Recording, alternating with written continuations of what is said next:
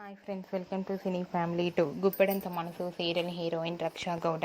రక్షా గౌడ ఈ సీరియల్లో వసుధర క్యారెక్టర్లో నటించి తనదైన స్టైల్లో తెలుగు ప్రేక్షకుల ప్రశంసలను అందుకొని మంచి పేరును, గుర్తింపులను, సక్సెస్ను అందుకుంది.